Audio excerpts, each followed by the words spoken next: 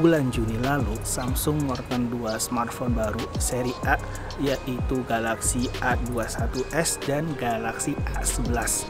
Dan yang di tangan gue ini adalah Samsung Galaxy A11, yang mana bila dilihat dari silsilah keluarganya merupakan penerus atau mungkin saudara kandung langsung dari A10s. Dan dibandingkan dengan saudaranya tersebut, kini Galaxy A11 udah punya triple kamera. Desain bagian depannya juga sudah mengusung Infinity O display, yang mana nggak pakai notch lagi, digantikan dengan lubang kamera atau pancol. Dan chipsetnya Snapdragon 450 yang cukup bertenaga di kelas entry level. Dan ini warnanya putih ya, cantik banget emang. Dibanderol dengan harga Rp2.099.000. Ini adalah hands-on atau review singkat dari Galaxy A11. Yuk. Dari sisi desain, Samsung Galaxy A11 tersedia dalam dua pilihan warna, hitam dan putih. Unit yang saya review berwarna putih, polos dengan finishing glossy, tanpa pola khusus maupun efek saat terkena cahaya dan gradasi. Meski begitu, tampilan punggung dari Galaxy A11 tetap terlihat cantik. Sayangnya, Samsung tidak menyediakan case bawaan sehingga back covernya ini rentan kotor dan mudah tergores.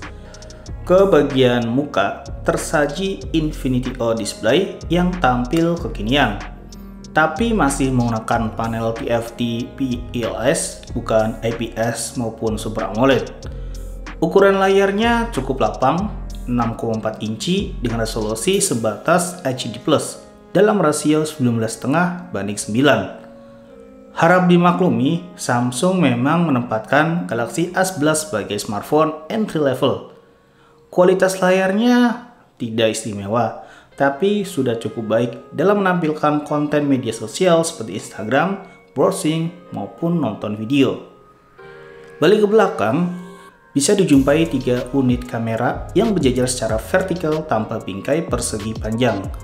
Tak jauh dari kamera, ada area yang lengkung sendirian di tengah back cover.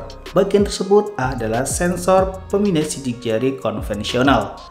Secara keseluruhan, desainnya seperti Galaxy A series lain dengan sudut-sudut yang agak membulat. Material bodinya terbuat dari plastik, tapi tidak terasa murahan. Selain itu, meski terbenam baterai 4000 mAh cukup besar, ketebalan bodinya hanya 8 mm dengan bobot 177 gram. Lanjut ke perlengkapan atributnya. Di sisi kanan terdapat tombol power dan volume. SIM tray berada di sisi kiri dengan 3 slot yang terdiri dari 2 nano SIM dan 1 slot micro SD. Bagian atas dijumpai jack audio 3,5 mm dan mikrofon sekunder, sementara bagian bawah terdapat speaker, port USB Type-C, dan mikrofon utama. Terkait fotografi, Samsung Galaxy A11 sudah dibekali konfigurasi triple kamera di bagian belakang. Namun Anda masih belum mendapatkan kamera utama dengan resolusi tinggi seperti Galaxy A31 dengan 48 megapikselnya. Sebab kamera utama Galaxy A11 hanya beresolusi standar 13 megapiksel dengan aperture f1.8. Bersamanya ada kamera 5 megapiksel dengan lensa ultrawide yang memberikan bidang pandang seluas 115 derajat dan 2 megapiksel sebagai depth sensor untuk fitur live bokeh. Beralih ke software dan hardware-nya, Galaxy A11 telah mengusung antarmuka One UI versi 2.0 yang berfokus pada pengalaman pengguna dan kemudahan pengoperasian. Dapur pacunya mengandalkan chipset Qualcomm Snapdragon 450 yang cukup mumpuni di kelas entry level. Performa yang disuguhkan dibantu besaran RAM 3 GB dan penyimpanan internal 32 GB. Konfigurasi ini menurut saya merupakan standar minimum untuk memperoleh pengalaman bersmartphone yang layak saat ini. Untuk kemudahan daya, kapasitas baterai 4000 mAh harusnya bisa bertahan seharian bila pemakaiannya normal. Kabar baiknya, Samsung sudah membenamkan adapter fast charging 15 watt dalam paket penjualan. Meski tidak terlalu cepat, tapi bisa mempersingkat waktu pengisian dayanya. Baik, sekarang kita tarik kesimpulan. Seperti halnya smartphone Galaxy A series lain, Galaxy A11 juga dirancang sebagai teman setia Gen Z untuk menjalin aktivitas digitalnya. Dibanderol dengan harga Rp2.099.000 dengan spesifikasi yang ditawarkannya, terus terang, saya agak berat merekomendasikan Galaxy A11. Bukan karena Galaxy A11 ini jelek, tidak.